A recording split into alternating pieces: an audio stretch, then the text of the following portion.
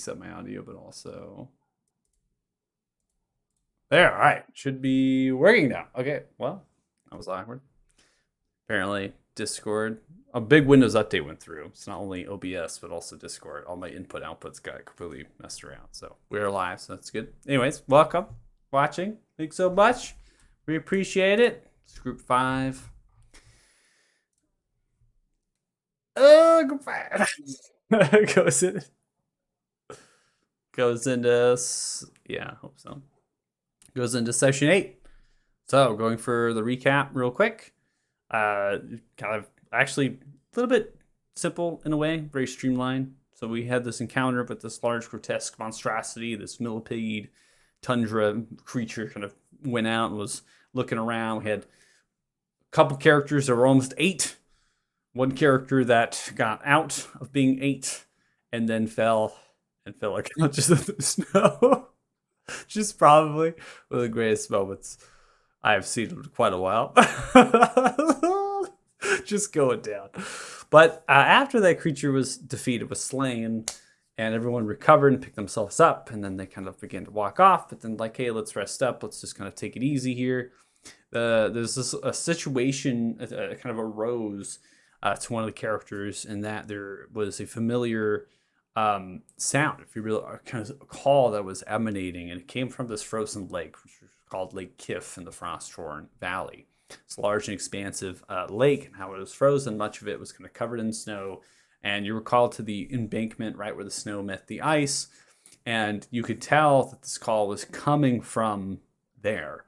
One of the characters followed, right, kind of went with, the rest kind of stayed towards the bubble.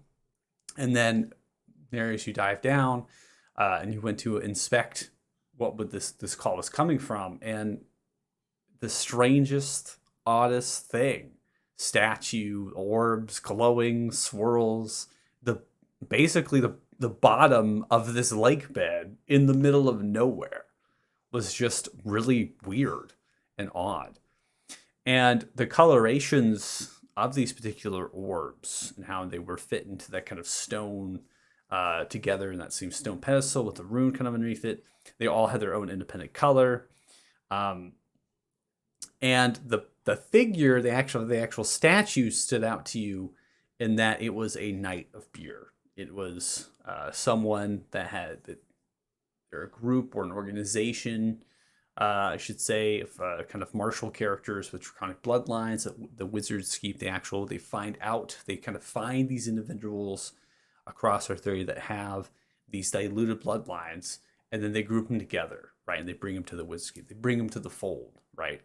And so this was this particular character. I mean, it was definitely a statue of one, for sure. Now, you resurfaced, Harak. You decided to go down. Upon doing, you began to hear voices of familiarity at this point.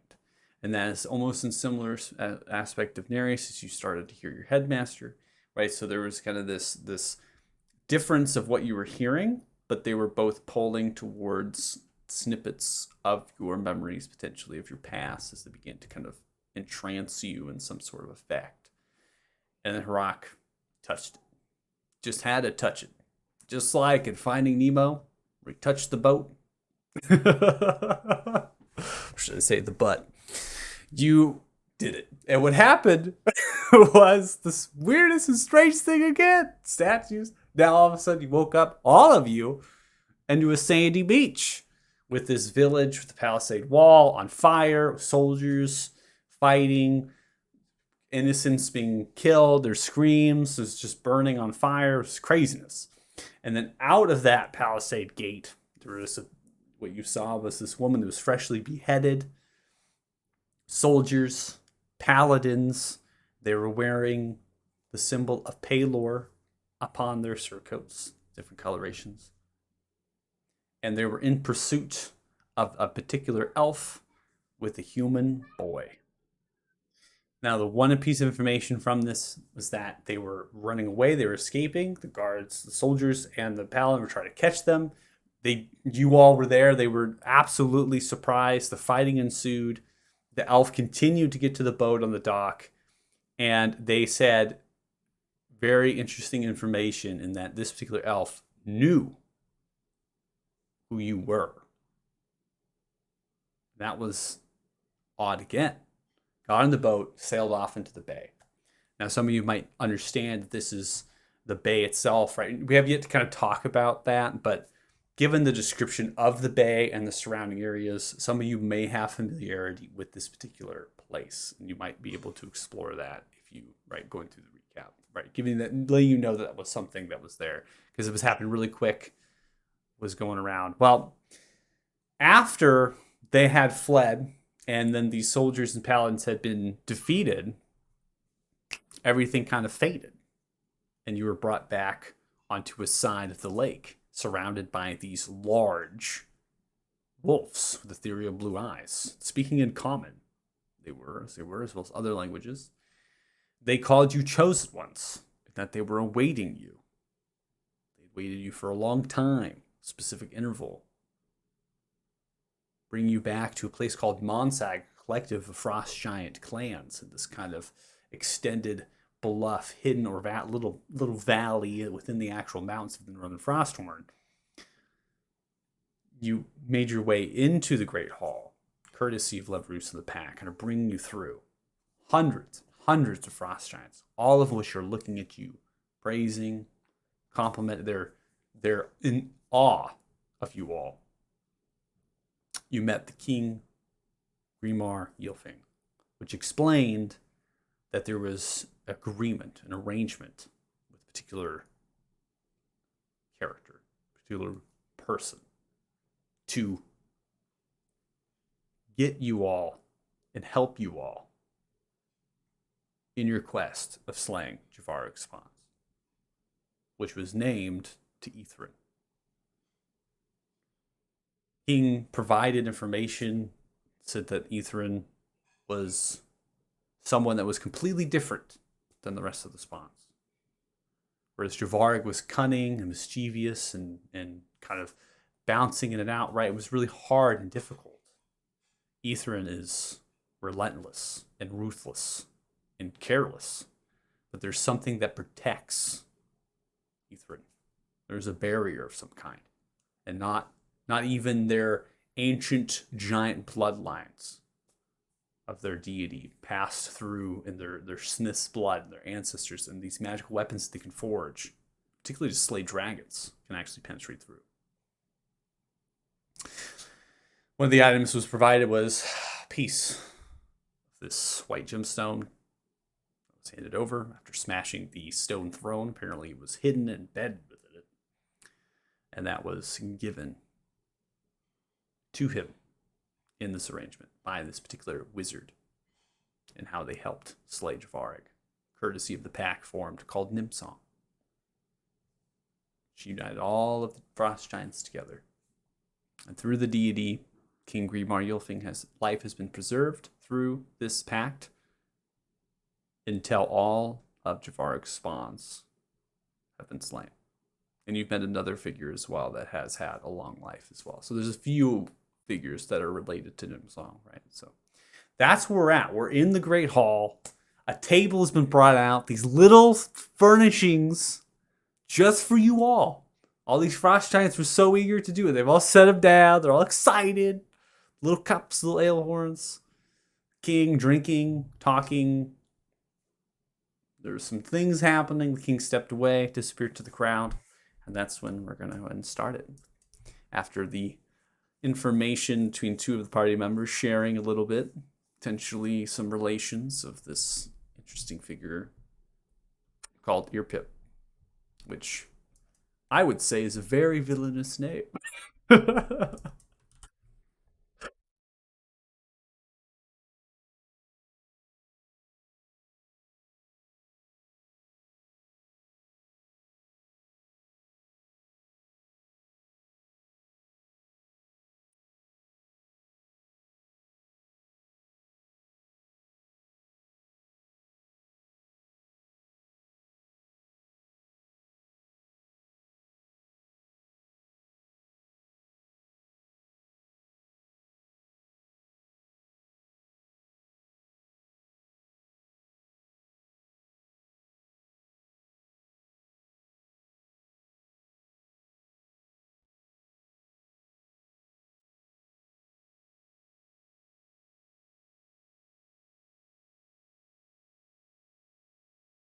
Yeah, it was like before Nereus's time. Yeah. Mhm.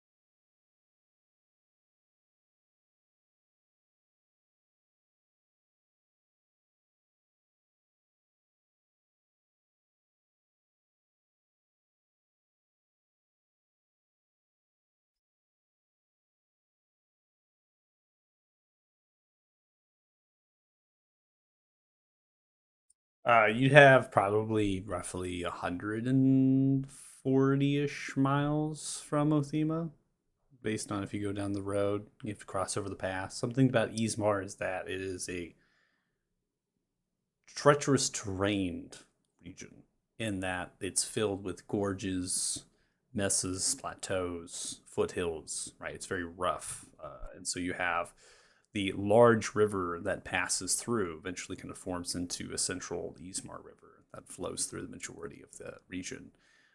It actually is almost after it passes by the Gentle Woods, it goes into just a deep and entrenched gorge. So the actual bridge that crosses over the Ismar River near the actual town of Takthar, that bridge itself has to span over the width of it, and then the river has upwards of 200 feet of its depth down before the water line, right? So that's just how deep the gorge isn't set through. And so that's what creates the distance of everything within, even though the region is small, right, compared to the Gorn Valley or the others. You have the treacherous terrain throughout, which makes it really difficult to navigate across. Kind of splits it in like three sections in a way. So.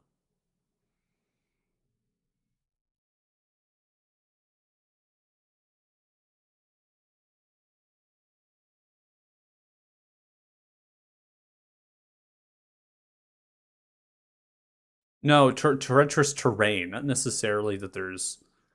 Yeah, not necessarily there's like monstrous like vile creatures just like lurking throughout, but yeah, I mean, you could get into an area that's pretty rough, and so unless you're like a native culture there, which the orcs, right, orcs themselves are natives to the region, the foothills, and then you have centaurs, nomadic centaurs that roam, and so unless you're kind of a local, so to speak, it's very difficult. Which you have a local, right? So basically, you could kind of trek through and be able to find these areas that aren't labeled with any sort of map that Captain Kilut Yan would have, right? Or anybody else. Like they're kind of hidden, tucked away. Um, so distance traveled, if you're going to aim for that, right? You have Othema. That was one of the stops, anyways, to go. So Othema's there, and then Fort Farron, and then you have to go through the Gorn Pass that splits, and that goes through. It's the essentially the splits between the Frosthorn Mountains and the Lavsteer Mountains. So that's that pass that goes through. And at that point, you're low in elevation. You won't have snow and other sorts of things, right? Fort Farron doesn't have snow; it's a temperate. You're in Gorn Valley at that point. And then as you cross over, you actually have to go through Fort Flatminer. So there's a particular fort there. Rock, you would know that based on the fact that you are from the region. Fort Flatminer occupies the actual pass, and it's kind of a stronghold, if you will, for the Talthars, particularly soldiers of Fort Farron that are stationed there. Um, and then after that point, you're in Ismar. So travel wise, you can probably get to Fort Farron and that pass probably like say like 3 to 4 days if you're hard travel going on horseback. And you already know Leverus and the pack are willing to take you probably to wherever you want to go. I mean, particularly probably to Othema at that point. Stay within the Frosthorn region.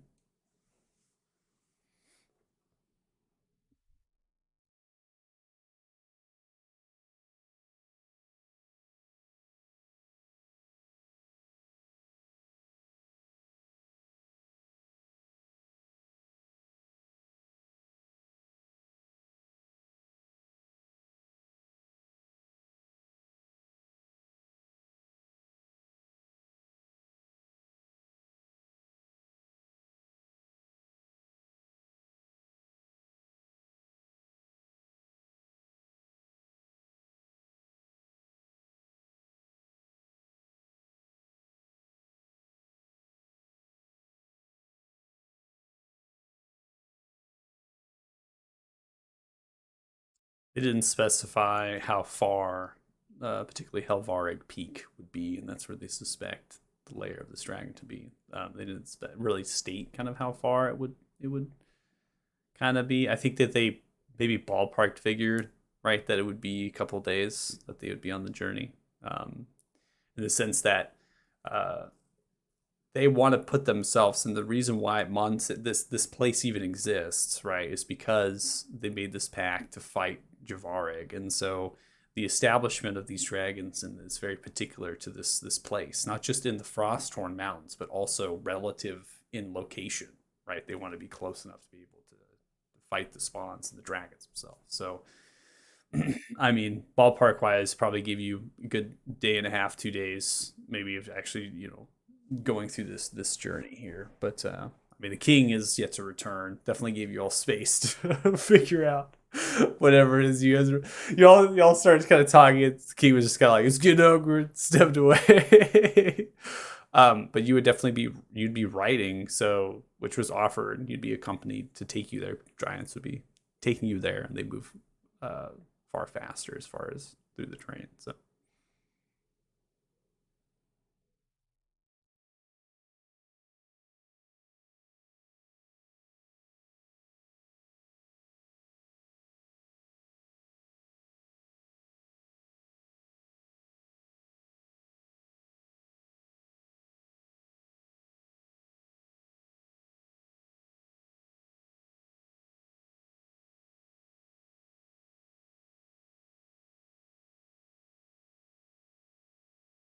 I see no reason not to, especially because if we're going through Talthar regions, who knows what we're going to need, especially money wise.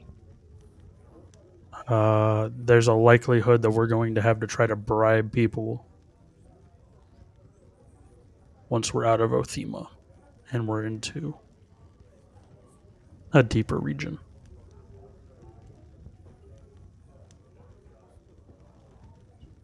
Unless anyone's sitting on a bag of cash that I don't know about. I don't think any of us got off that boat with a ton of money.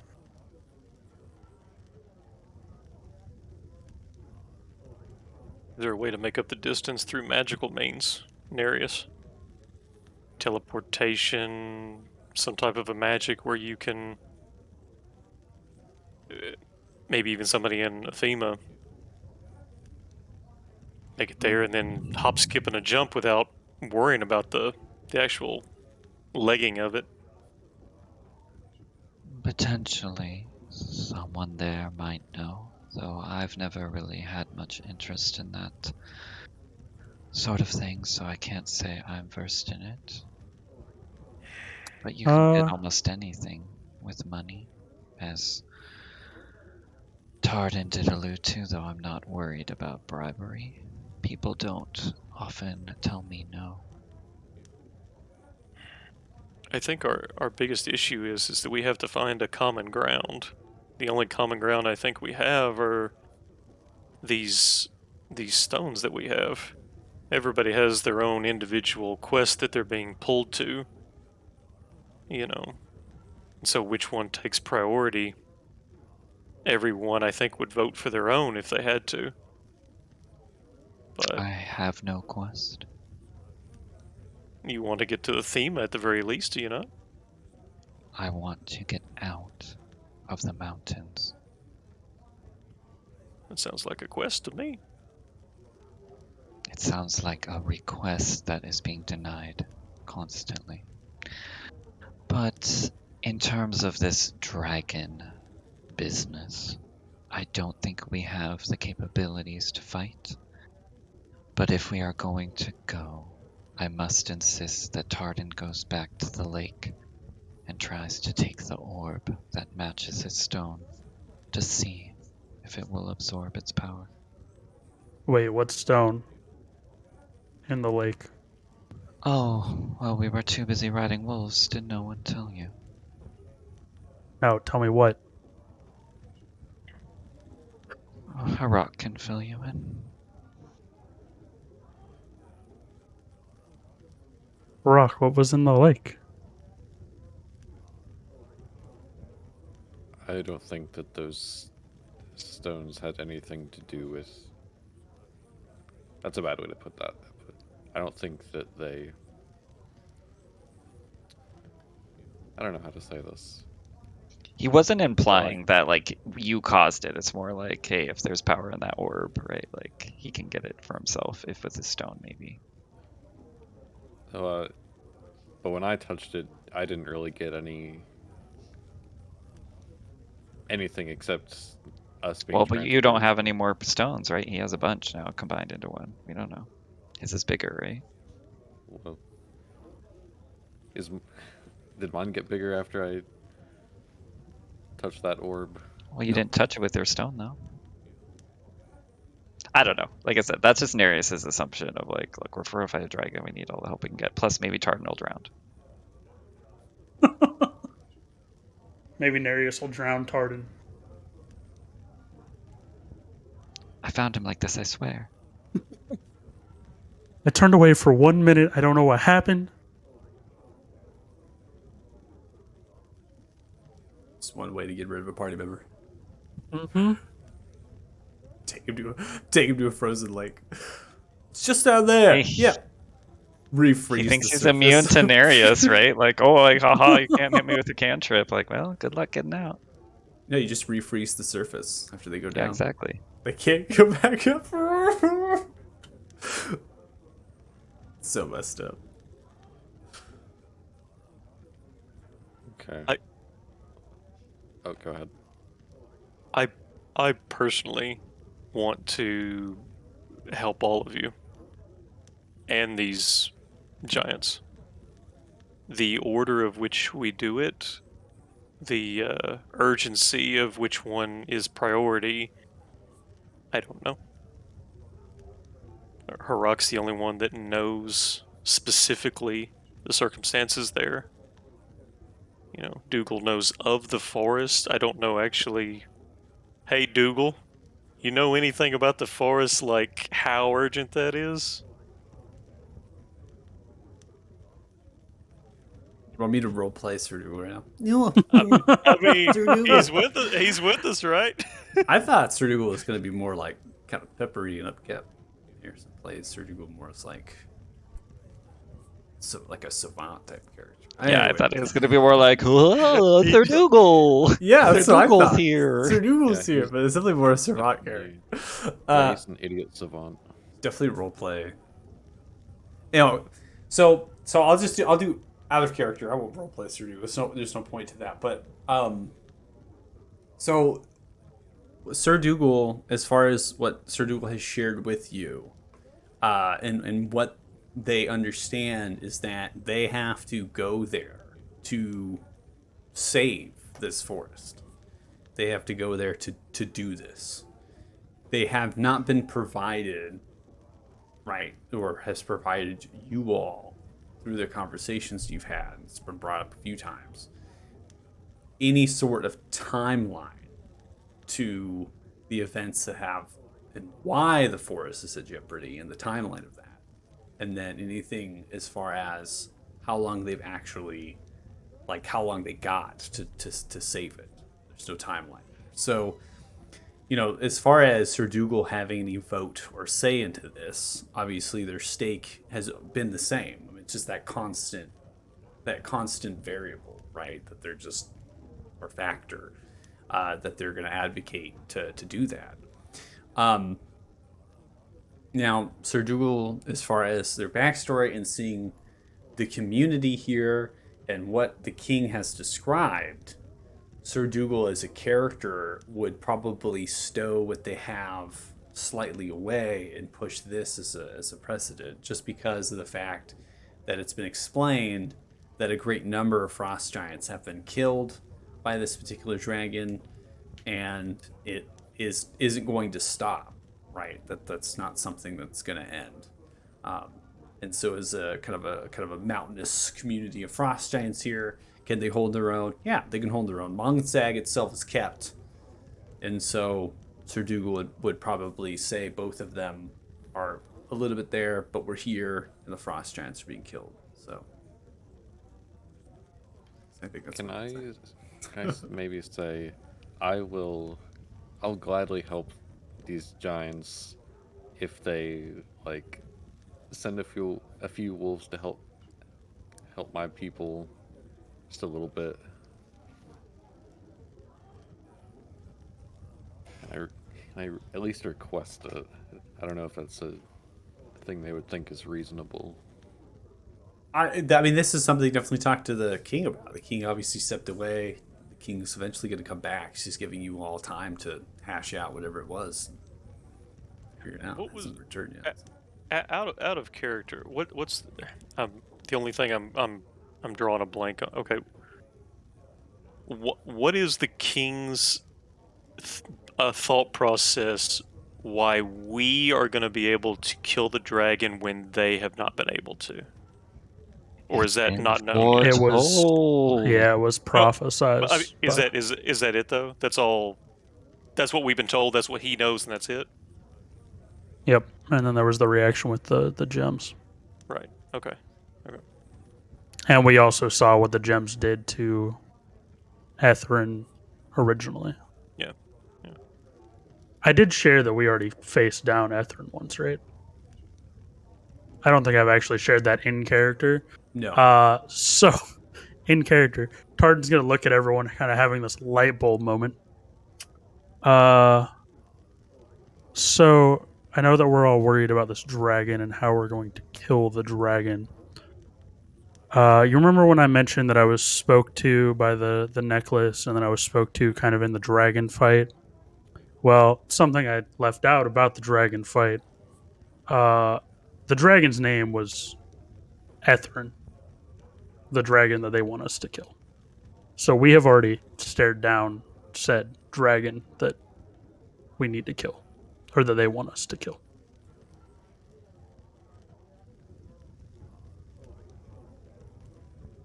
I think what we need to agree on is: are we going to attempt to kill the dragon?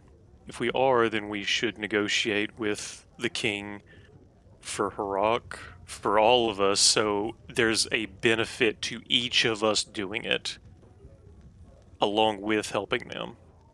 So nobody feels like they're just being drug along and getting nothing out of it. It will promote the cause for each of us. I wholeheartedly agree, and that's kind of what I was roundabout getting at with the magical items and the money. And, if Harak wants wolves, I'm sure that Larus seems pretty capable and may even help us get past Othema and on to the next city pretty reasonably.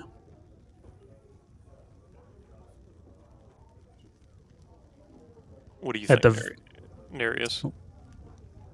Something you could there be a reward in this that would benefit you, that you would want to help you? I'll need to see the treasury. Actually, among us, who knows the most about dragons in general?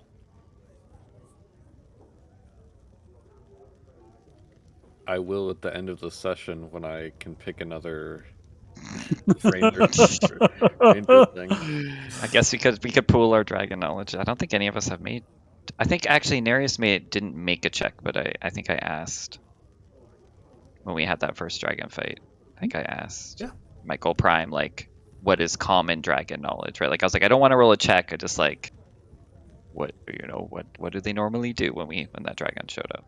But I don't think any of us have actually rolled Arcana checks or whatever their nature. No, I don't think anybody's actually taking any active checks to figure the history or Arcana. Okay, so I would just ask, I will ask everybody, just we've already seen what we're going to face. What do you guys think would aid us in defeating this enemy? I think one big question mark is the magical barrier around it. Because when I tried to strike it, I did nothing. Weren't we gonna go on like a whole little thing to get weapons that could pass the barrier? Well, not past the barrier, but that would do damage if we can get rid of the barrier. So in character, Tardan's thought is, or my thought is, that now that the amulet has kind of grown these dragon scales, and he was already fearful of it to begin with, I think we're getting to that level of power inside the stone that it should be able to, if anything, at least disrupt his barrier. That might be my only contribution to the fight, is that I have to literally just stand there with the stone and disrupt the barrier while you guys kill him, which is part of the reason why I wanted you guys to have the best arsenal you could have. But again, this is all just kind of based on the way that last round of combat with him went. You know, he definitely breathed a breath weapon at me that should have killed me. Instead, it did nothing. And as soon as that happened, I came to understand that he was fearful of the stone.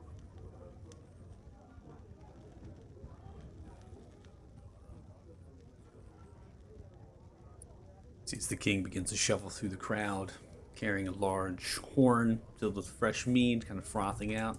He's classing a few individuals and pushing through the crowd. Slowly kind of turns, goes back to their own business. The king now trudges forward and sits down in the same large chair that's been there the entire time. Ugh. King. Chosen ones. So,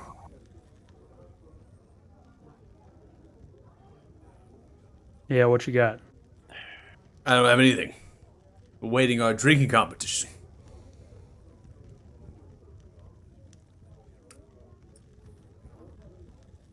Hey, there's a few questions about the beast.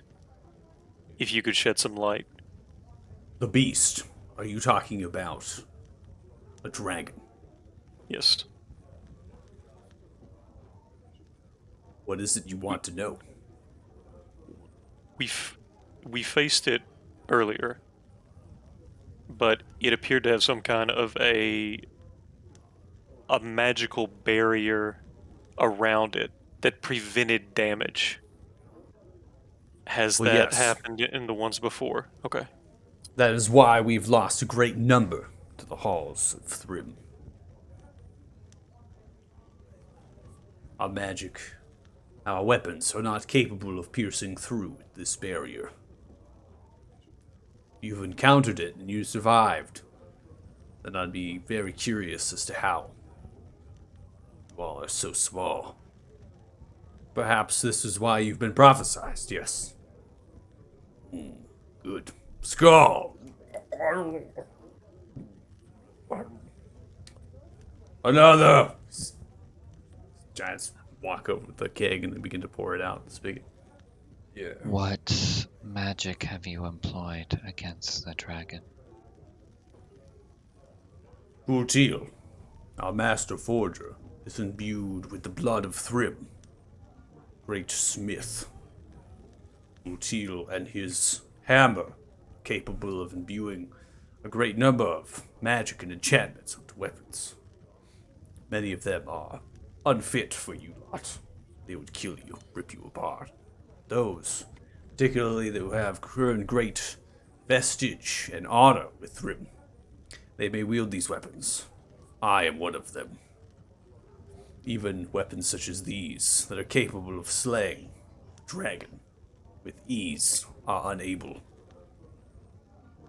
Do not believe this barrier that surrounds this dragon is of any magic related to it or to us. It's alien, foreign. So you think that these weapons are too dangerous for us, the chosen ones? I have suspected that this stone that this great wizard bestowed to me to give to you all on this very fateful day would be enough.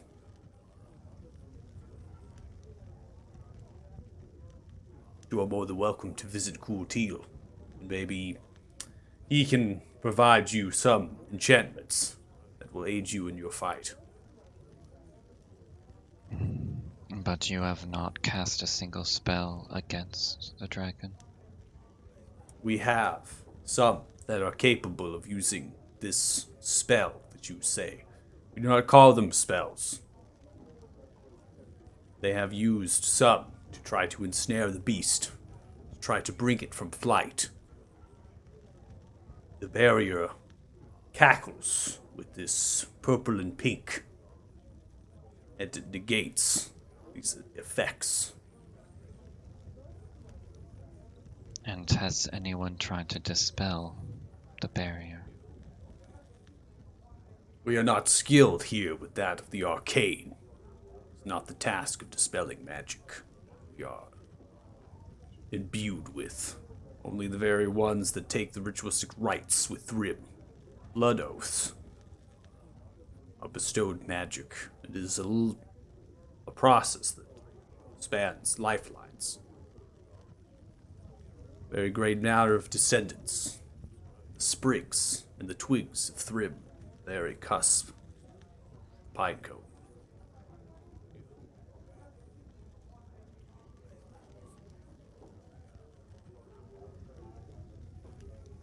King, besides access to your man, a conversation with him perhaps prior, transportation there and back, I think members of the group would like to ask for favors in the form of aid. I'll look over to Harak after the deed is done.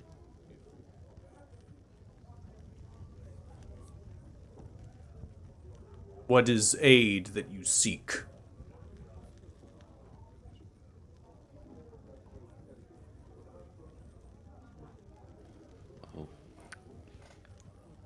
My people are under siege by a false chief, and aiding you would delay me from helping them. So if your wolves could go and aid them, then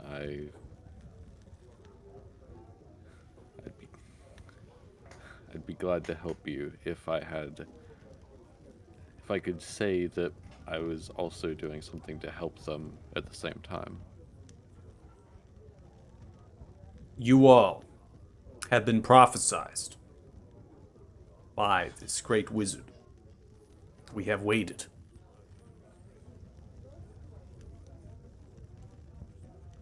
Longer than your lifespans. We have put our aid to this effort. Some sacrificing their lives. Of course, it benefits us.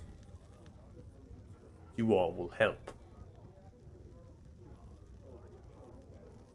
But we will continue to stay the course. And we will slay Ithrin.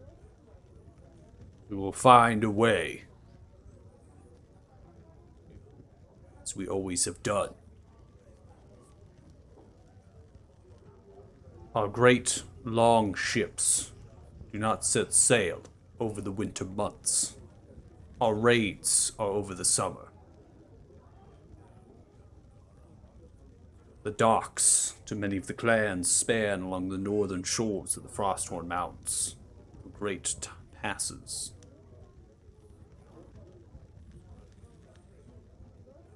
The aid you seek of my servants. They are wolves of Thrym. They are magical beasts. They only represent the shape of a wolf. They are not wolves, though.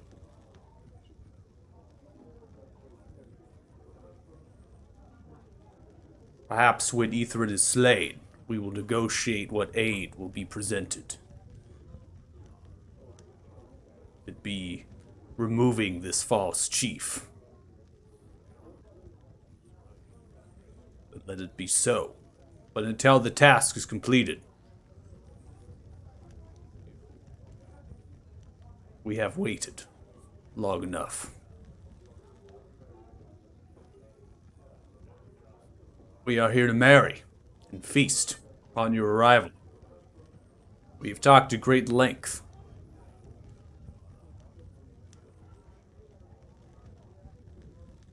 So are we drinking? Are we feasting? Are we continuing to talk? What be it, chosen ones?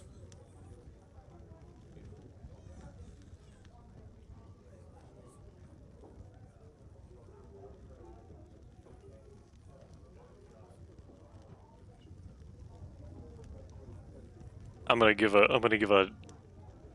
gonna kind of look around to the group and just kind of nod head like,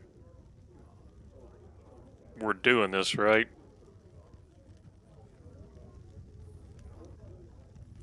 It Tardan's- seems as go if ahead. we will not be assisting you with this dragon until we help Harok's clan, Your Majesty. If you cannot provide aid, then you will have to wait longer. He made that quite clear.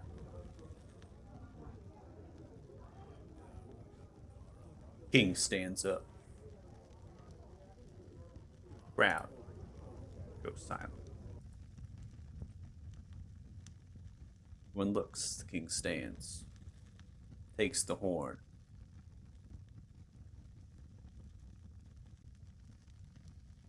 This community has waited hundreds upon hundreds of years. There are a minority that would believe this as a false prophecy. They do not agree, begins to yell outwards, that this is real, that you all come here for a specific reason. Perhaps it was some foolhardy task of this this wizard crafted something for us to stay our hand. Some purpose.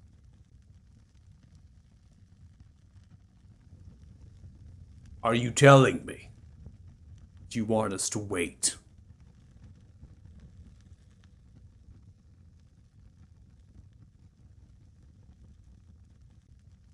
I'm telling you that unless you send aid, yes, you will have to wait.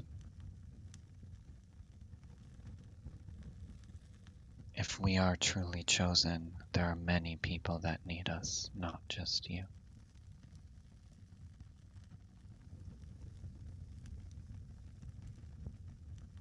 Stares at you. Crowd still silent. Think of this as a business deal, Your Majesty. It's at you. We're simply looking to help the most amount of people in the quickest time that we can. There are 5 of us at this table, each with our own goals and our own need to help people. How do we quantify your people versus Harok's people? Or your people versus Sir Dougal's people? I am a generous king.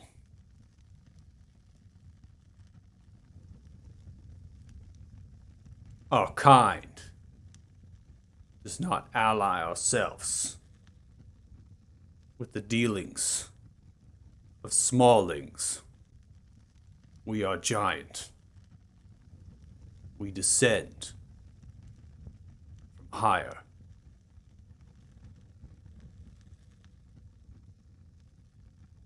See, this was a mistake.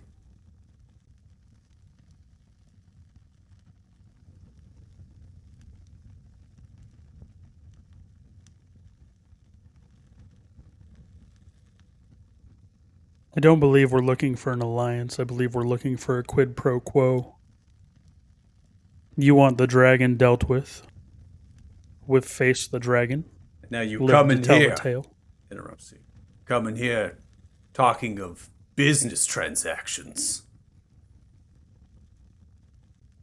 After I have watched my kind battle and slay the spawns of Javarik.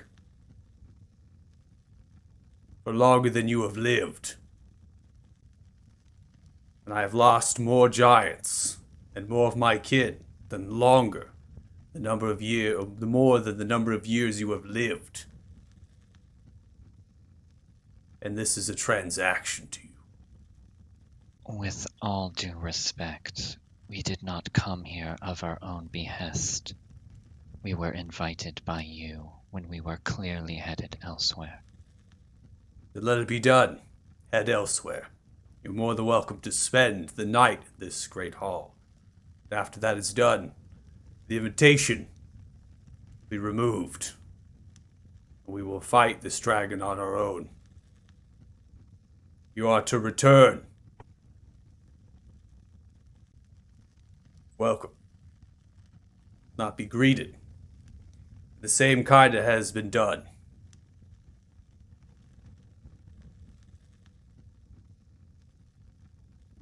Do I make myself clear? Chosen ones.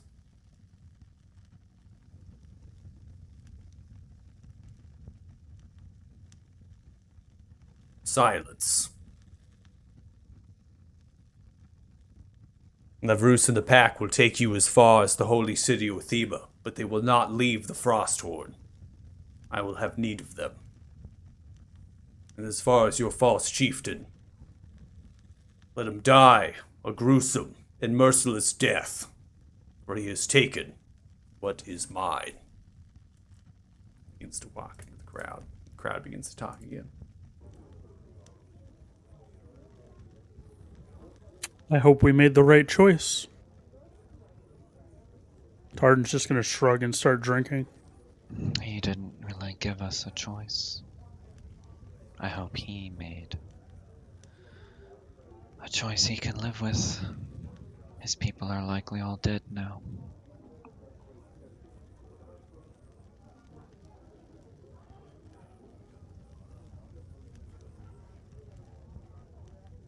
We could say the same about Harok's people or Sir Dougal's, and Tardan's just going to start drinking as he's like, yeah.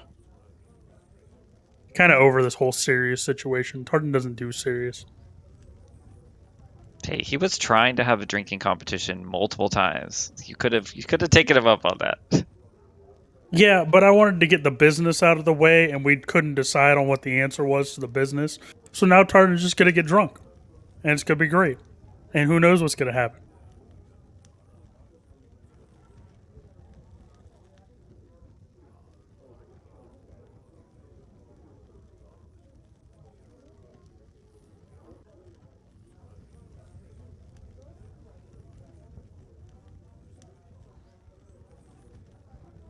I think I'll go to bed. Hopefully they don't murder us in our sleep.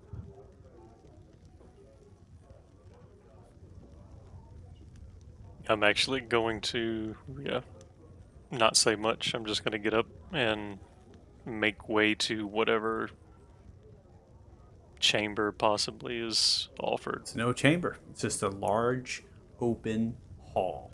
Massive in its structure. Frost giants are drinking, having merry around you, feasting off their own independent food. Many fires are lit. These pyres are just lit within the great hall. The throne in front of you stands destroyed. The lava's still bubbling. People have just kind of going about their business. They're feasting, they're enjoying themselves. It was supposed to be a night of merry, and they're still doing that, right? As the night begins to progress, though, you do see a few are beginning to lay out, hide, and other sorts of things that you would equate to a bedroll or like bedding, and they're just laying it out on the ground.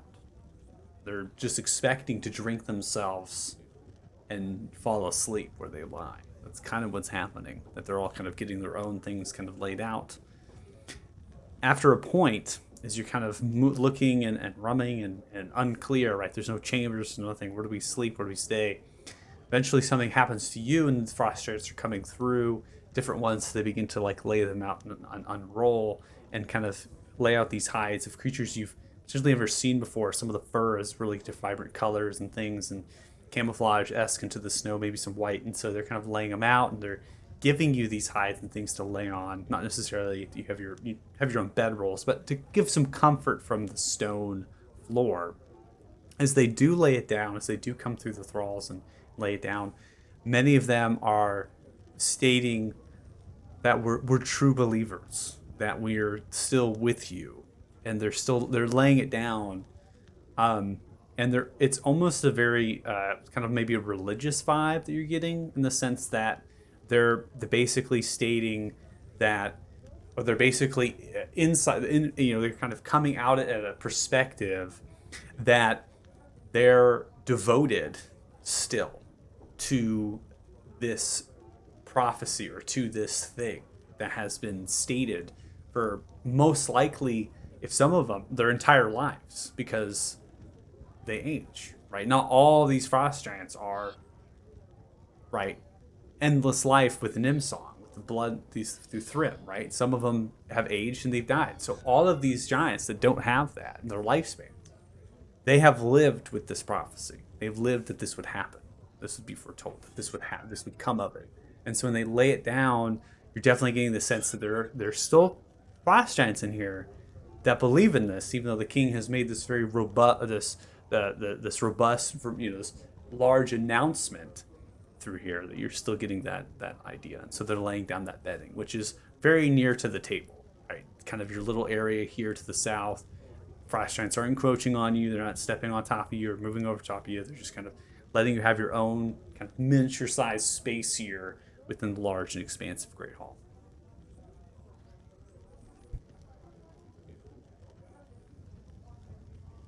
Do I see the Immortal Hunter guy anywhere around with this? Roll perception.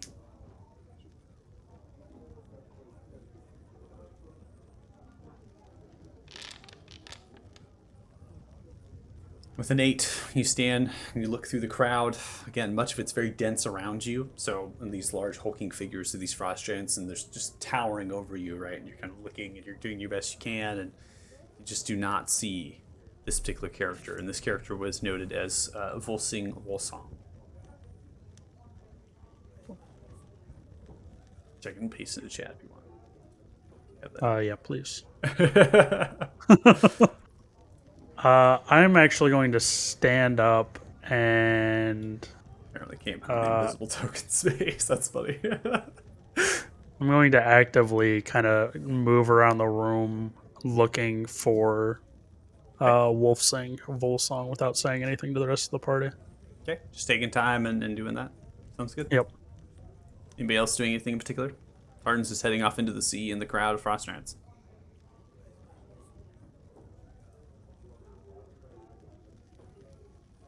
Plop it down on a bedroll. Go through my journal. Dear diary, today was a day. At some point, Tartan, you find Volsing Volsong surrounded by similarly dressed figures, wearing these draconic bones, this makeshift kind of armor. Many of them are tattooed, so they have these giant runes upon them, and they are marked. And what you're understanding, as soon as you come up to them and you're looking at all the tattoos that they have slain a great number of dragons. So you're kind of getting an idea that many of these particular giants that surround Volsing Volsong kind of align themselves to Monsac, to clan Monsac, the way that they're colored, similar to the king, their colorations. As you kind of come to, they slowly turn, look at you. Volsing Volsong immediately walks up and kneels and stares into your face. You're very brave. Or foolish, as some would call me. If we left before the others rose in the morning, how long would it take us to get to the cavern? I have already called for... What did you say? Leave? Yes, before the others awake tomorrow. Want to leave without your friends?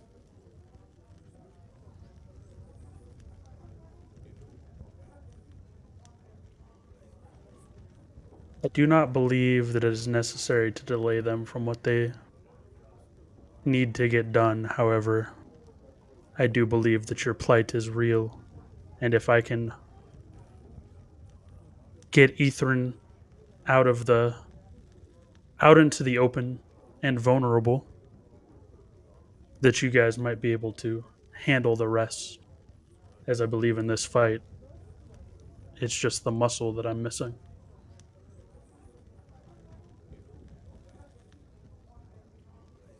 It's around for a bit. You're kind of standing up and kneels back down. Chosen one, I have already signaled for Lavrus and the pack. They will be here at the dead of night when the moon is high in the sky. They are to take you all and leave.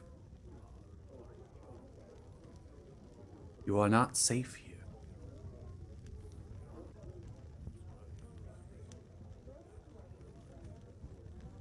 Just gonna give him a gentle nod and turn around then and head back towards the table. You are still. Begins to kind of not yell at you, but raise the voice, right? So you kind of move off. The crowd is very loud. You still want to slay Ithrin? Then we can go. Lavrus and the pack will take your friends. Beat the night. Early hours of the morning. The crossover. You understand? I'm gonna turn around and give him a thumbs up, kind of agreeing to let LaRousse and them take the others, and that I will find a way to catch up with them. Shakes the head and stands up and continues to talk with the rest of his people. Gonna push back, eventually coming to the rest of the party here. So they come through the sea. Come and see Indigo. Just taking notes in the journal, right? Kind of maybe laying down at this point, right? Getting a bedroll and just laying down. Darius walking off, making their own space, right? Kind of finding their own little kind of area. Rock doing the same maybe. And eventually your Jordan just kind of comes out, comes back. Hey guys, what'd you guys think about the mead? I'm gonna kind of look at everyone, realizing that no one's drinking. Oh, tea. I actually don't drink. I've noticed it's worked well in my favor. It has more for you. That's why we're friends. I'm gonna give him a gentle nod. Friends of convenience, nonetheless, but yes, friends. It has worked. This has been quite an interesting group.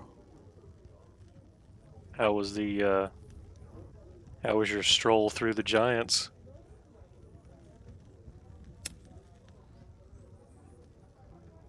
The sooner that we're out of here, probably the better, is all I'm going to say.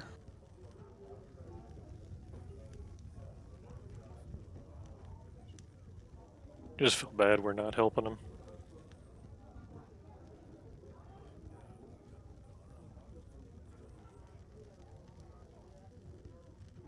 I'd like to And I help kinda- everybody. I'm gonna kind of look down at the necklace, and then I'm gonna kind of look back at Indigo, and I'm gonna walk over in a very hushed tone. I'm going to do what I can to help them, and hopefully I see you guys again. However, I believe that this is where we go our separate ways for the time being.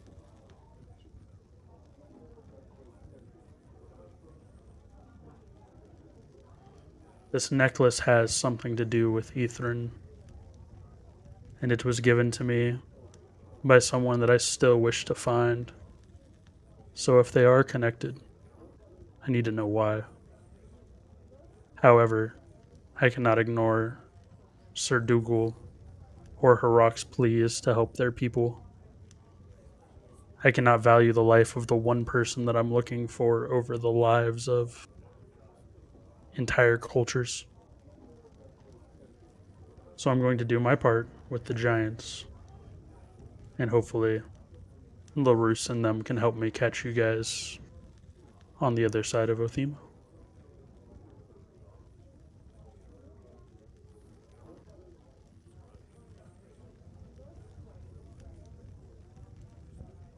You know that everybody will come with you. If I asked, yes, but I'm not asking. You don't have to.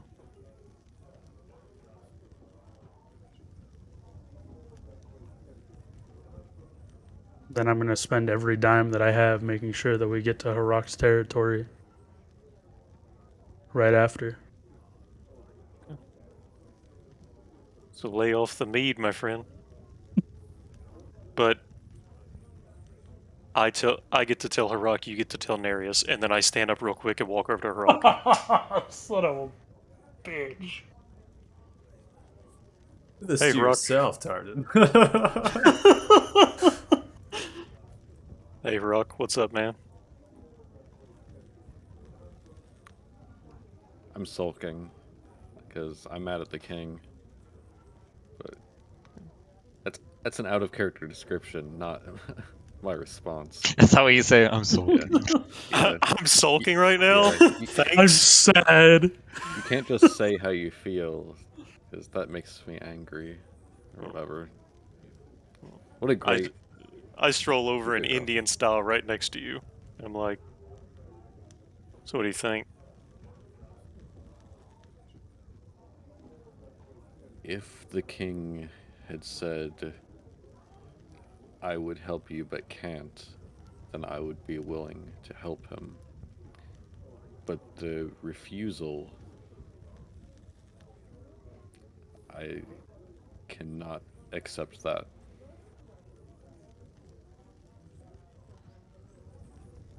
I think that the sway, if the task is done, the influence we would have over not just not even the king but his people could aid us in the future.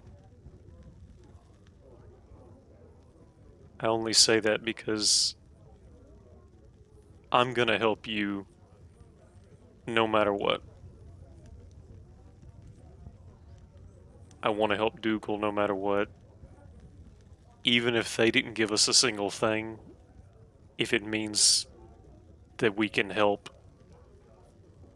innocent creatures from dying, I'm all for it, but that's who I am.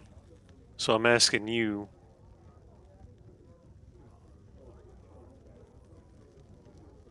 from one person to a hunter, to a slayer of beasts, would you like to feel a little bit better, take some aggression out, and just kill a big fucking dragon in the middle of the night?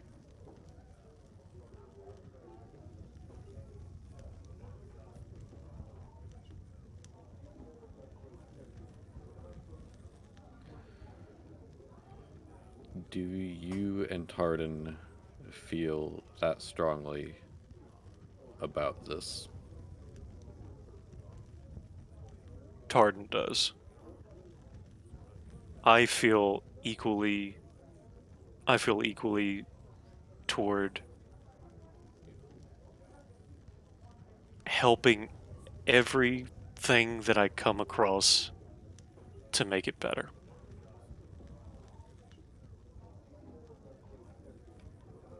Wow. And just imagine the trophy you'll be able to get.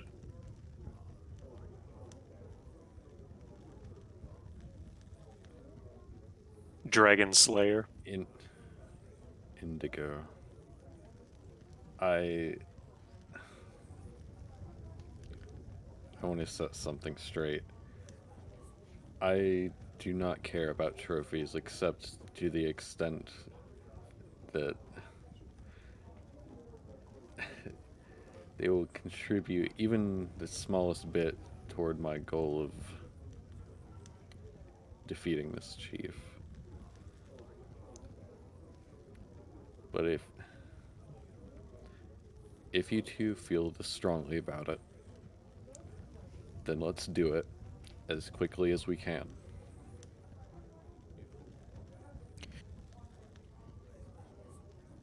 I'm sure that there is something that will come from this that will aid us in finding Air Pip. I don't know what yet, but I think that somehow doing this will help. I think that the only thing that will help with my goal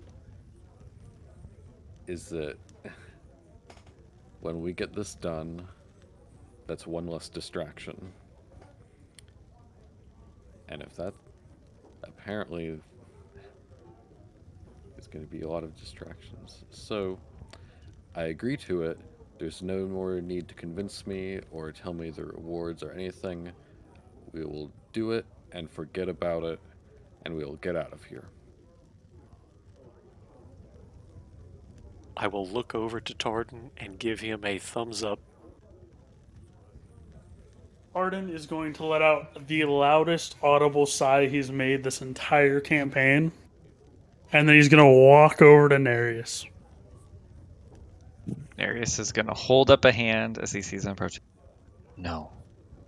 No, no. No. No. Go away. If you say anything, I'm gonna make it so you can't speak. I will cash that in right now. Go. I'm simply going to hold up the amulet towards him. And then I'm going to kind of make like the finger across the neck. And then I'm going to point to the dragon skull that's hanging off the ceiling. And then I'm going to point to myself. And I'm going to do two little fingers like walking. And I'm going to just kind of look at him and shrug. Fine. I won't kill you when you try and commit suicide. Go ahead. Not stopping you. Kill yourself, slit your throat. That's fine. Look, Nereus, What did I say? I know. But you are an intellectual. And as much as I act like an idiot, I recognize that. This gem clearly has more to it than any of us know. Oh, what You an guys- astute observation. Hear me out. Hear me out. You guys have matching gems. And if you guys are also under this curse, for lack of a better term, seeing as how I can't get rid of it, wouldn't you rather know about it while it's affecting me and only me than before it affects you and the rest of the party? If you think for one moment I'm going to grow a single red scale, you are sorely mistaken. Red and blue do not look good together.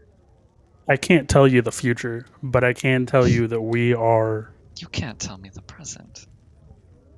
I can actually tell you a lot about the present. Probably more than most people. But I digress. At Well, now present, everyone's here. Hello, welcome to my bed chamber, for lack of a better term. It's nice. Eh, You got a lot of Nereus, room.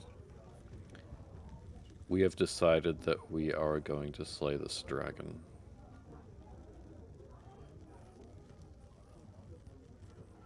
I was trying to approach it a little bit more diplomatically, but yeah, what he said.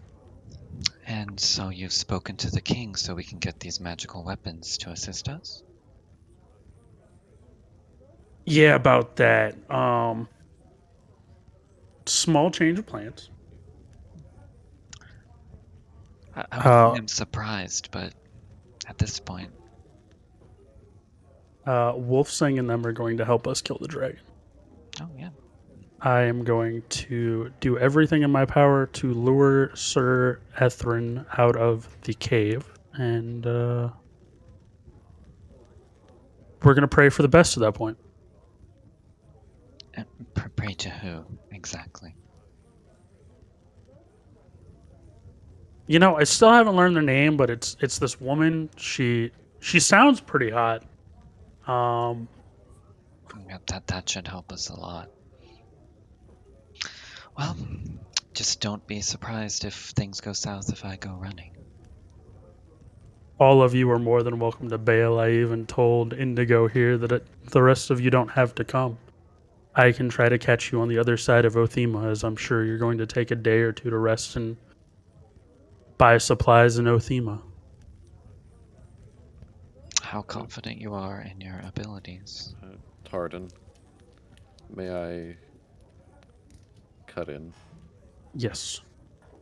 Nereus is our employee. He does not need an explanation for what we're doing. He just needs to be paid. We are going.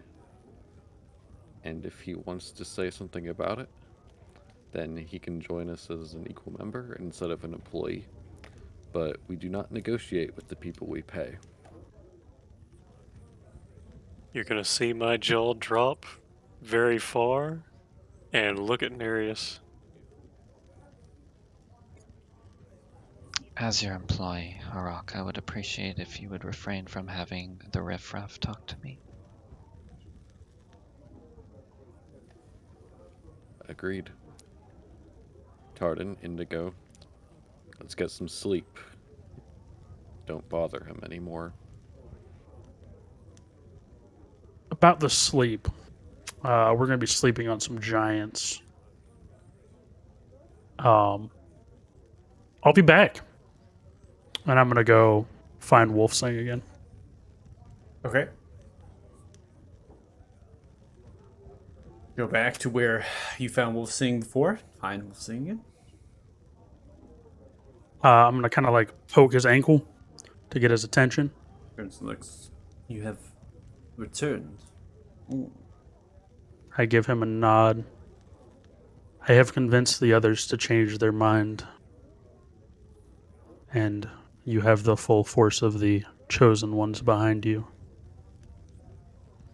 You do not wish to seek counsel with the king.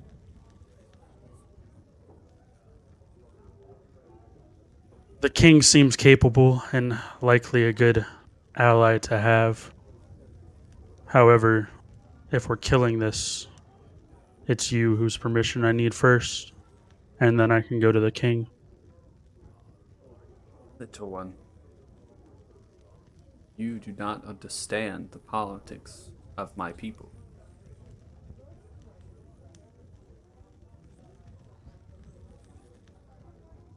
So you want me to go talk to the king? I'll go talk to the king. Do you see my runes?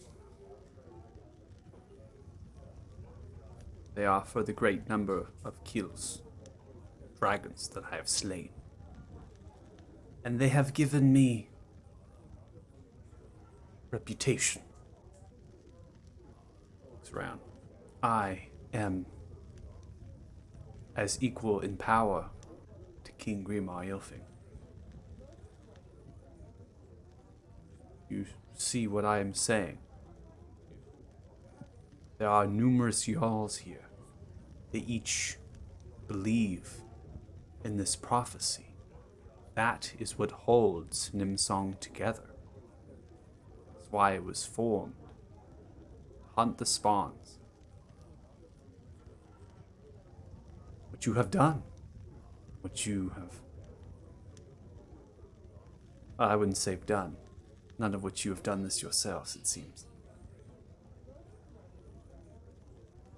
But what has happened is that it all has arose tension. The Jarls will contest. They will try to assume the throne. That is why we leave. That's why Levrus and the Pack have been called. There will be a great fight.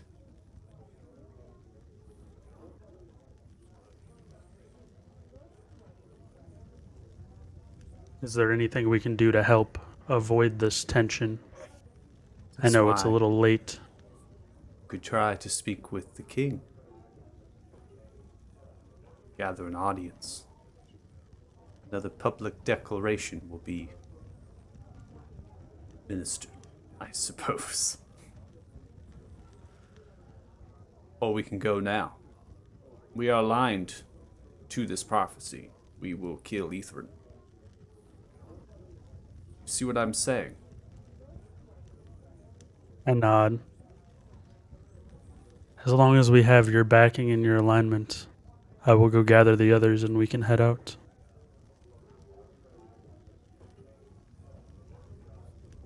We do as you wish. Chosen one. At that point, I'm going to give him a nod and I'm going to go back to the others and kind of wave them down to like follow me into the crowd. Kind of pushing through at this point. And I will lead them back to Wolfsing. Okay. Oh, you're going back to your party members to lead the Yeah. party members back. Yeah, to lead the party members back. Not Felt like that Wolfsing. would be the least,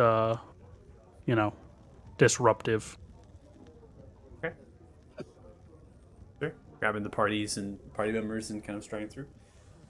Yep. Upon your return, you see that there is Wolfsing. Stands there, kind of getting the kind of items and equipment ready, and only 3 others behind Wolfsing. Wolfsing looks towards you. This is what you have. Are you ready? As ready as we're going to be, I believe, unless anyone has anything else. But I think we're in agreement. Atherin has tracked us down once, he could do it again. We may as well kill him now.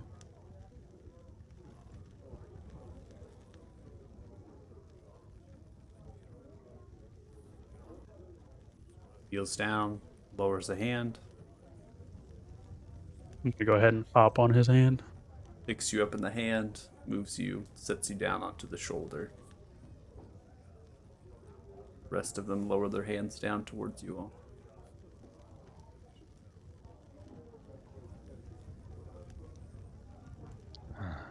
It's going to take us more than 30 minutes to get there, right? It will take us most likely days.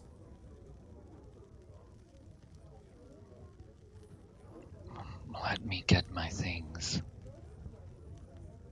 So Nereus walks back, irritated. He's set up his entire bedroll and about his books out, like just like, jeez.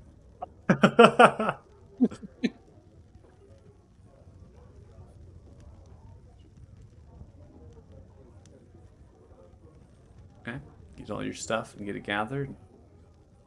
Let's Eventually you get this return. over with. Let's go.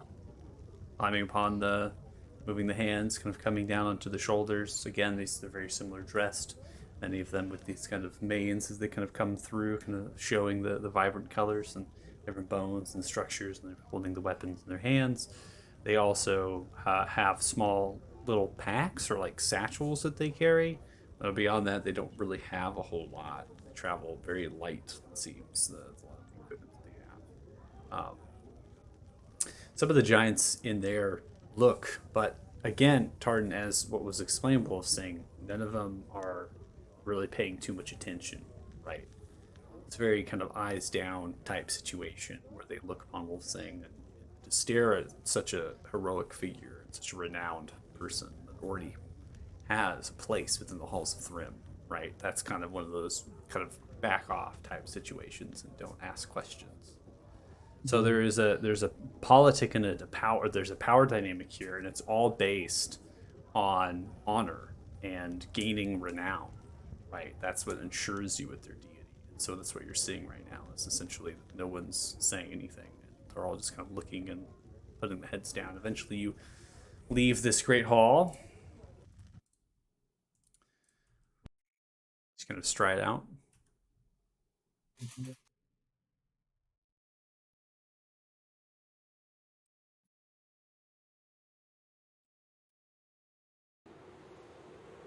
The wind howling as you come out. You see many giants are kind of stumbling around outside. Some are just kind of the party itself almost extending out of the large, massive semi-arched entrance of the Great Hall. It's kind of towering upon the shoulders. You now have kind of a vantage point of what it looks like to be, what the doorway kind of looks like in respect to them.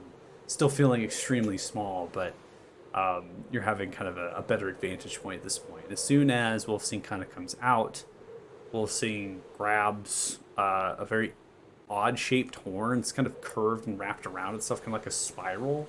Just kind of grabs it and then blows through it. You don't hear anything. There's no auditory coming out of it at all.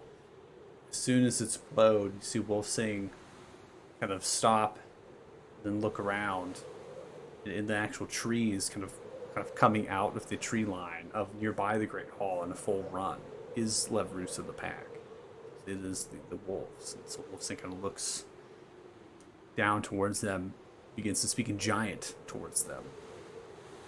And as the giant is spoken, they push through and they go into the Great Hall, disappearing into the sea of giants. Shakes the head. So we begins to walk, not even going through the palisade gate or that thing. It's just kind of going and hulking through the trees towards the east, and just kind of begins to slide and clamber down the large cliffside, the bluff that encompasses that plateau that the Great Hall sits on. For you, it would be a treacherous journey. For them, it's very easy. It's like a grassy knoll. And they're kind of just like moving down it and shifting their weight. You kind of have to hang on bits and moments, but they're taking the stride and kind of bracing you if you need, kind of forming like a cage over the shoulder, right, with the fingers and the palm, and kind of helping out as you begin to traverse down. Eventually you come to the large kind of river, somewhat partially frozen. They just walk through it. They go into it. It's waist deep for them. But they're kind of just walking through, unfazed by the cold elements, by the ice, by these conditions, and they just kind of come up to the ice and they continue to walk, heading in the direction outside of Monsac, off the map towards the east. The forge itself, lit with flame, still at work. You know, get to see kind of, as you're kind of moving by that particular spot, you can see that the forge is lit. It's kind of an outdoor forge with kind of a canopy of tan. And it seems as though the heating element here, from what the looks of it, is similar to the hearth that's inside of the Great Hall, and that it's lava, that it's actually like spitting outwards and things. And you're seeing this very large and kind of grotesque, slightly mutated looking of the shoulders, frost giant covered in just patterns of runes that are lit currently with this blue ethereal glow, similar to the wolves, wielding two hammers on either side, just striking back and forth upon a just solid piece of metal block, some type of weapon, and taking the hammers, putting it upon that block, and then putting it back into the heating element of the lava and then pulling it out. Waving the hand over at brief moments, yelling outwards giant, and then continues. So you're actually getting to kind of see that, and then a little bit of what that structure kind of is, and its design of being more of just like a canopy, a rooftop over with wooden pillars, right, and then interior space of just tools and other sorts of things. Wolfsing doesn't stop. Continues to walk, getting on this journey, on this trek, very single-minded as they're kind of moving through. As the journey progresses, the time itself, we're going to go ahead and advance. You all can take long rests upon the shoulders of these giants. You are able to rest at this point. They are technically vehicles, if you will. So This is a very like Merry and Pip on Treebeard situation. Yeah, basically. Outstanding. Yeah. So there's enough room and there's enough things to kind of encompass that and to get into that scenario. Now, as the long rest progresses, and where you're trekking through is you're kind of climbing up the mountainside a bit. You're going through a couple switchbacks, and it seems that you're coming up maybe to another higher elevation, kind of a flat kind of area that they're aiming for. Many miles in the distance as the evergreen trees snake them around, and you're kind of like on a ridge line, right? So imagine you're going through switchbacks, but you're still along the ridge line. You're still going east, slightly north, and they're using the switchbacks in the sense that the kind of in a general term, as you're kind of going back and forth. For them, they have to do that. For you, you would have to probably climb up them in a vertical face using mountain or climbing kits and gear and all sorts of crazy stuff. But for them, they're actually just kind of moving themselves back and forth in a way that they're able to do this. So as time progresses, again, the long rest passes by, so you can do that from your character sheets if you want. And I'm actually going to advance the clock all the way to about 6 a.m.-ish versus the long rest of the wind itself continuing to howl, the temperature dropping down to about 16 degrees Fahrenheit up here. Through the night, it dropped even lower than that. The internal heat of these creatures is apparent, as they're similar to the wolves in that sense, that they're kind of generating heat about them that is mixing with the outside environments and creating a little bit of a conditioning around them, right? You're feeling that it's warm and it's comfortable, but it's kind of when you maybe stick your hand further away, you can feel that cold that's just freezing rapidly. The snow slightly coming down. You begin to cross a type of terrain that's effervescent of like a fjord, kind of in a way. I forget what there's a technical term for it. I'm trying to remember what it is off the top of my head, but it's essentially an area that's very flat and then has deep grooves of ice frozen rivers that are embedded underneath in these tunnels and inner workings. And so you're kind of having to stay atop, and they're going over these large dug out iced areas, right? And so they're just massive crevasses that extend down with ice walls that go across. And so they're having to step across them and then continue. There's a few thickets and maybe a couple evergreen trees as they scatter to the north along the ridgeline as it comes around. And so they're kind of crossing this area. And through conversation, as they're kind of talking amongst themselves, the one thing that you're able to pick up from the giant speak is they're calling this place Jotunarg. And at some point, we're going to come to this particular area after an hour of travel across this particular area. It begins to a little bit more separated as far as the spacing. You can see that there is a natural pass that's beginning to form on the northeast side of this particular map over here. I'm going to go ahead and ping it. As it seems that it's kind of the ridge line is coming back to with another ridge line. It's kind of forming essentially that pass, and you can see the peak now. So you can see a large mountain that kind of centers itself as the kind of pass is going to and then disappears. And the peak itself is just off the map to the northeast, many, many miles away again. But now you're able to kind of formally see it as the elevations themselves are coming somewhat at a gradual pace. The peak is large. Elevations of this particular peak resemble that of roughly 14 to 15,000 feet in elevation. So what you're guessing just by seeing the mountain is that you're aimed to get to the base of the peak. You're not, right? That elevation is insane to climb a mountainscape like that, to get all the way to the peak itself. But it seems that they're going towards the base of it first, and the way that it's kind of being brought up, if that makes sense. So as we come to this particular area, I have the tokens on the board here. Wolfsing stops and immediately kneels down and kind of puts the hand towards the earth. And upon putting the hand towards the earth, gets a really deep smell. Slowly turns the head and whispers toward you, Tartan. This place is notorious for servants of Ether.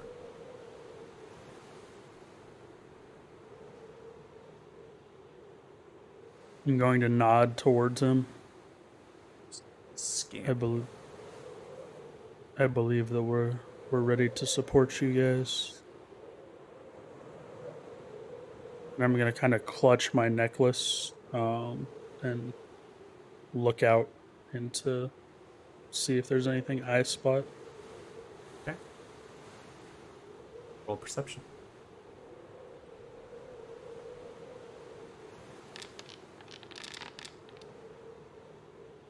It's gonna be one of these nights. Tartan's perception rolls. That's not great. I don't think I've rolled above a 10 perception on him, which is sad. With I a don't plus think 4. you have. Yeah. That's really All up to unfortunate. Tardan. Like, we stopped. We good? I'm gonna kind of like hold a hand up until my mouth as I look back at everyone, and then I'm gonna like do the fingers to the eyes, and I'm gonna like point out across and tell them to look around, essentially without saying anything. Can we look around? After all, like, roll perception.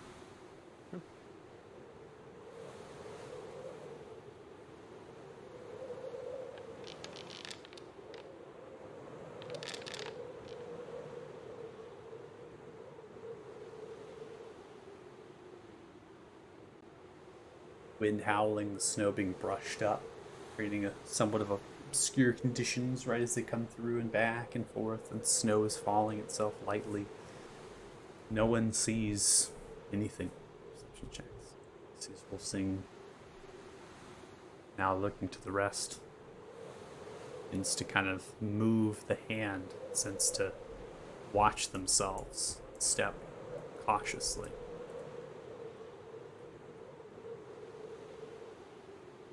Begin to move across slowly and surely, getting some distance about themselves just slightly. Kind of looking.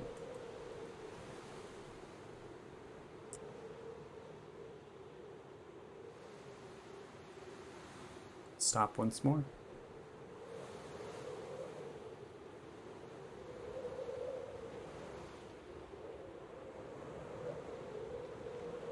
Sing looks around. Left, looking right. Sounds of ice creaks, slowly breaking ice, shifting ice begins to emerge.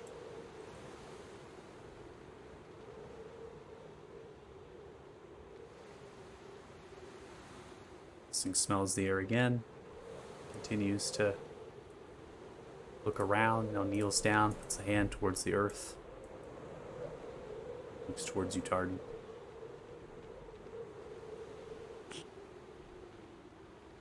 I believe our plan was to use me as bait, correct?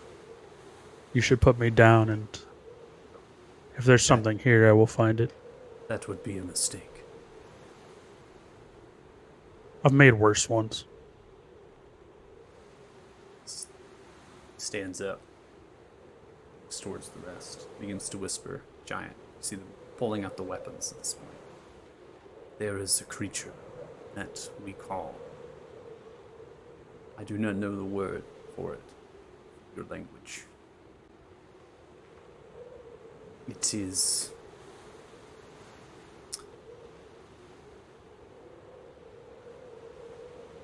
Is it under the ground?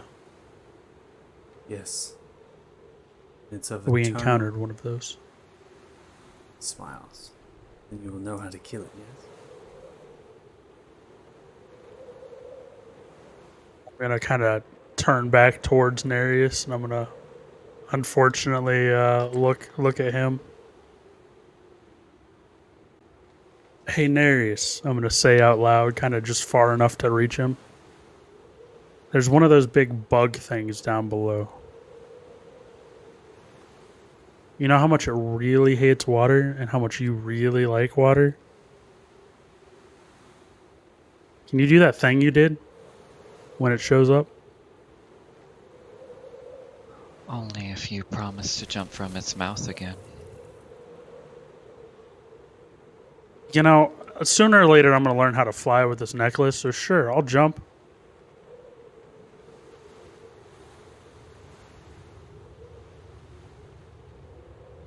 And I'm going to relay to Wolfsing that the merfolk back there can kind of summon water at will.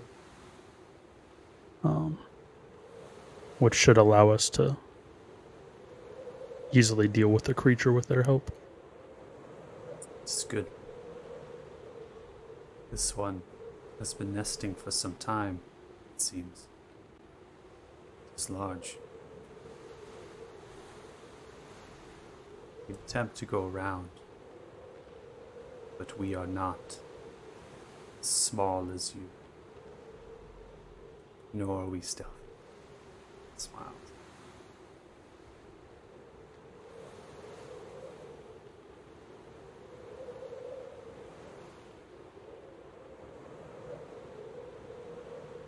Alright, so hear me out.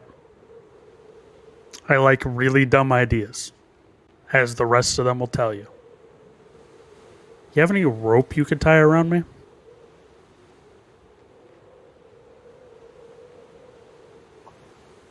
you need to?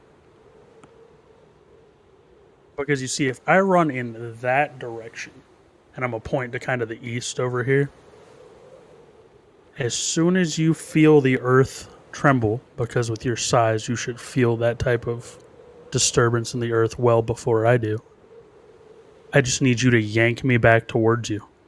And then it will come out of the ground, and that will be our opportunity to strike.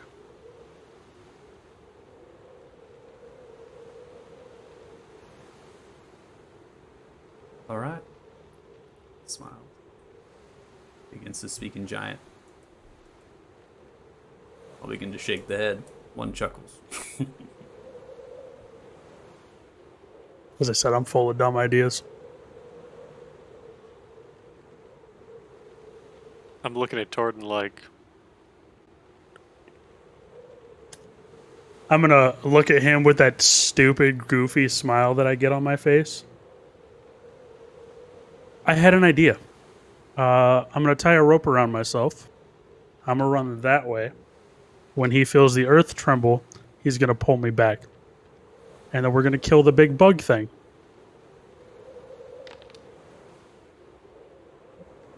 To tie a rope around you very loosely, this thick, massive braided rope for just one strand around you. And so you will see kind of testing it and laughs.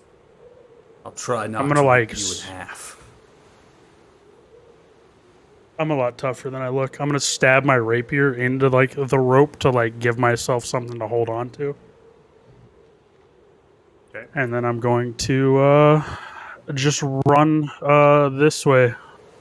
Did you see that? You see these outer ones begin to creep, moving outside in space, getting distance as best as they can.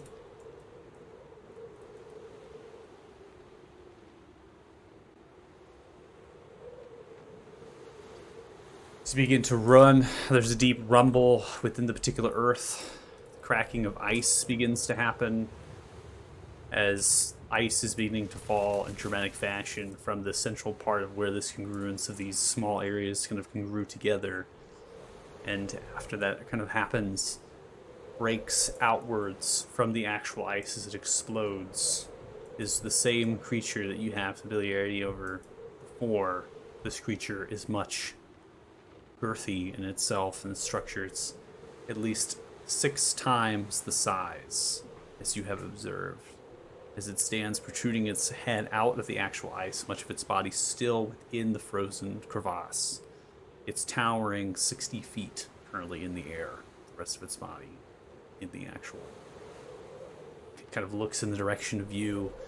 As it does, it snaps its head direct, makes a series of clicks outwards, ear-piercing almost as these clicks kind of go out and they kind of brace almost your ears as now they're kind of that frequency's kind of hitting them as it clicks outwards, and then it kind of shrieks as it snaps its jowls together, very rapidly fans itself a little bit, and continues to shake the ice and things. And it slowly drops its head. Slowly and then quickly drops its head into the ground, shakes once more. See the giants brace against that. And that is where we're going to need everyone to roll initiatives.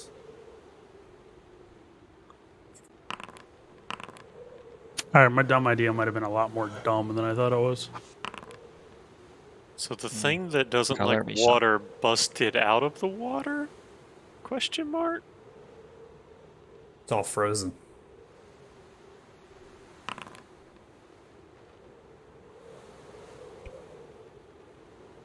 It's nesting within the spaces of the frozen ice.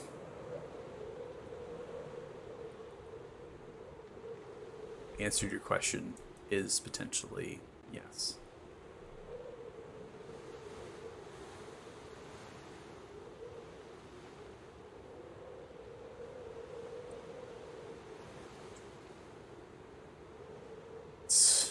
I'll let you all choose. Where do you want Sir Dougal to be at?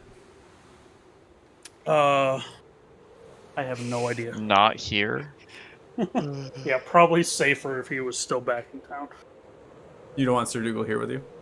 I think it's just gonna get him killed. Okay. That's all. I mean, your call, Sir Dougal here or not. That's it. If not, All right. No, I'm good. He can give us Okay. his giant though. Google doesn't have a giant. It's only 3 plus the 1. Well then, no Sir Dougal. No Sir Dougal. We'll say Sir Dougal maybe zombified. We'll see. I don't know. We'll have him He- back. he- Back at home He base passed there. out when he Yeah, passed out. when he Got done too drunk. his drinking contest with himself. Passed out. So Yeah, we rumbling left in- him with the king At least he as a won. bargain token. left it with the king. I love it.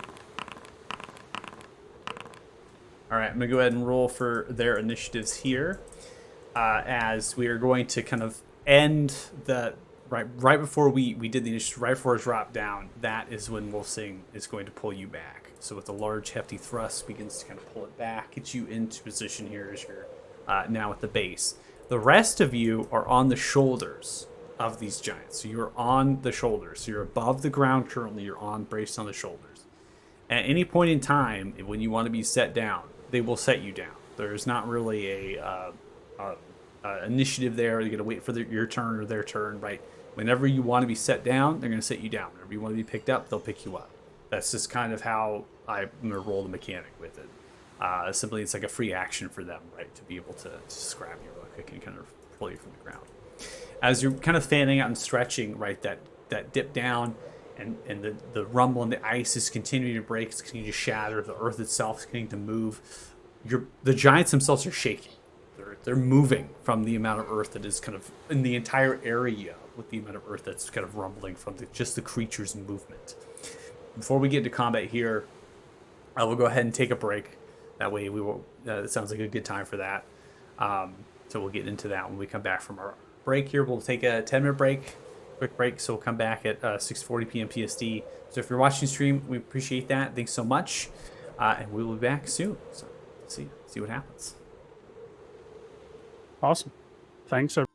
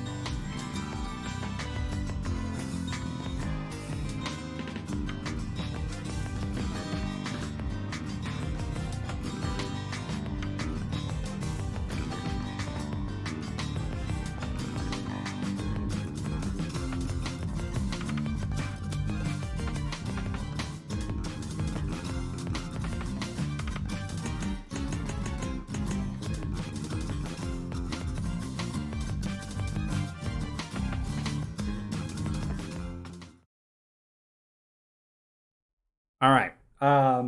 If you're watching the stream, we really appreciate it. Unfortunately, one of our players is not coming back, and it's going to put us kind of under a threshold that we'd like to kind of move on and kind of progress, especially since we're getting into a combat. So we're going to be going and concluding the session now, which is obviously a lot earlier. So we're watching Apologies, which I actually think it's just one of you, Faith.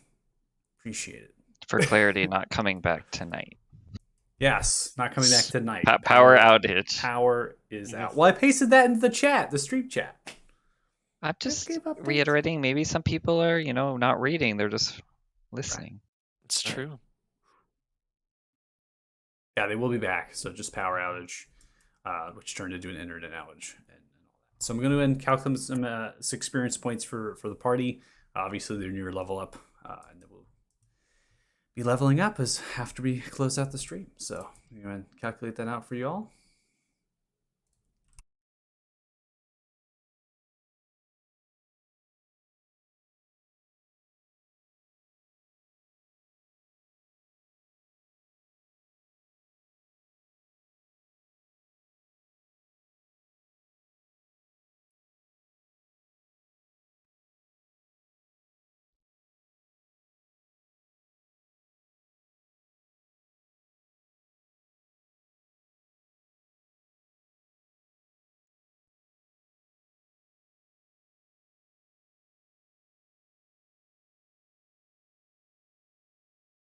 Silence as I plug away here. I love it.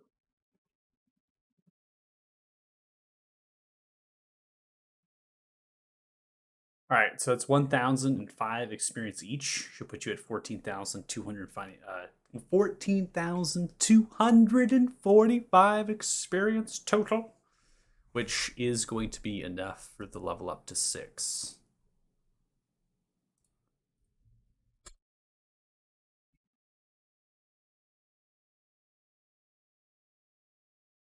All right, well, with that, we're going to go ahead and end. So we'll be back next week. So we pick it up and we'll see what happens. Will they live? Will they not? I don't know. I hope they live. We'll see. Group 5, we love you. Later. Thanks all. Bye. Bye.